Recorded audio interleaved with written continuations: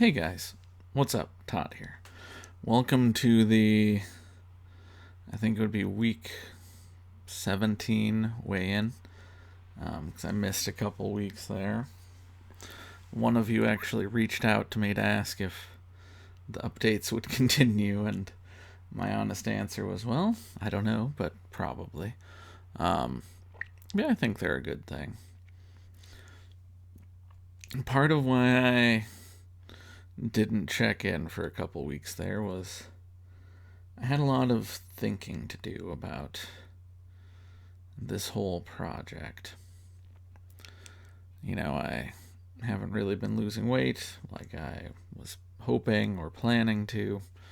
Um, the reasons to me were fairly clear, um, but there was just a lot of thought about how I could go about changing that.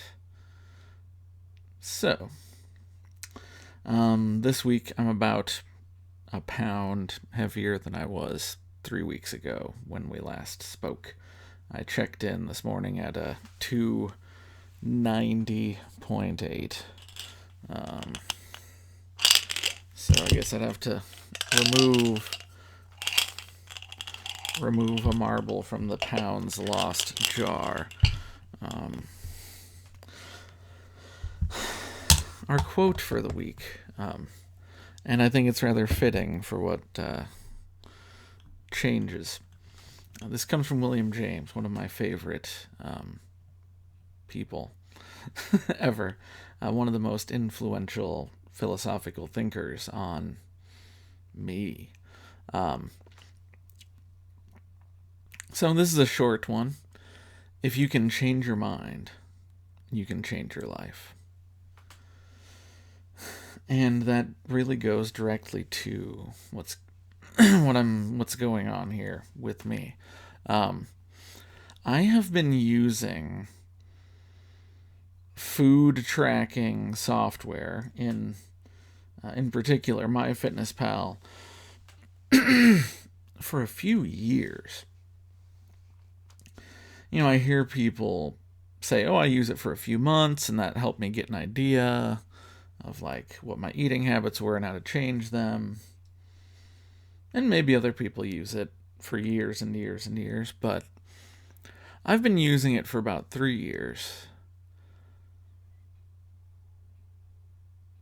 And I don't think it's really been all that helpful. It was helpful when I actually had like a nutritionist or a coach that I was checking in with who sort of looked at that stuff, but when it's just me on my own, it hasn't really been all that helpful.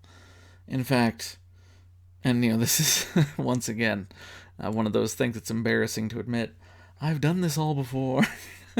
I've lost significant amounts of weight before. And I think I've done better just doing, I guess people nowadays call it intuitive dieting, intuitive eating. Basically just not overeating. I mean, because that's my biggest issue is saying, oh, one serving of this delicious pasta dinner was good. How about I get a second serving? Right? Like, so I don't need anything all that complex. I just need to not keep going back for extra food. And it's a big struggle. It's hard. But I don't think I need an app for that, right? Like, we live a whole lot of our lives based around apps and data and information today.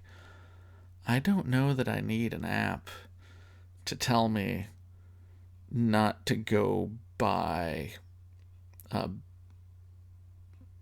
Burger King value meal, right? Like, I know that that's not like what is going to be in my interest uh, as someone who is like trying to care somewhat more about their health, right? Like, I don't need an app to tell me that. So in a sense, I think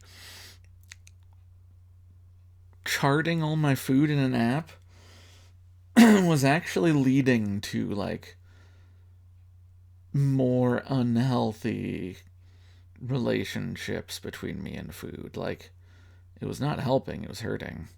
Um, Like, I think, yeah, it actually made some of my eating habits worse. Um, so, not to say that other people shouldn't use it. I'm sure that these tools are really helpful for a lot of people. Um, and if it helps you, that's great. Um, I think I sort of finally understand the people who said, oh, use it for like maybe a few months, look at your eating habits, and then you don't really need to keep using those sorts of apps anymore. That's sort of the camp I'd say I fall into now. Like, except I used it for a few years. um, I really got to know my eating habits in that sense, and um, I really don't think I need it anymore. In fact, I think I was developing, mentally unhealthy relationships with food because of how meticulous I was about like keeping track of things. Um, but it also wasn't really stopping me. Like, I would keep track of the fact that I overate a whole bunch. Like, it had. You have no power here. Right? Like, it didn't really stop me. Um, so, yeah, I'm going to stop doing that. Um, as far as training, it's going great. I'm just about done with the Couch to 10K program. In fact, this week I'm finishing Couch to 10K. So, a 10K would be 6.2 miles, roughly. I have not run that distance, and I'm not even all that close to it. I'm running more like 4 miles. But that's because the program is time based, and I'm relatively slow. So, even though it's having me run 60 minutes, which it is assuming that many people can run a 10K in, um, I am simply not. I'm running more like 4 miles instead of 6 miles. Um, so I'm trying to figure out what I'm going to do now. Um, as far as the running training goes, I think what I'm going to do, this is my tentative plan, but hey, if any of you are interested in running or have some suggestions, let me know. Continue to run sort of 5K ish runs twice a week, and then one longer run. So, maybe I'm running 3 or 4 miles twice a week, and then get in one longer run that could be 6 miles or even more at some point. I'm going to slowly, you following the 10% rule, I'm going to slowly work my way up on how long those longer runs are. That's my plan. As far as the bike training, going well too.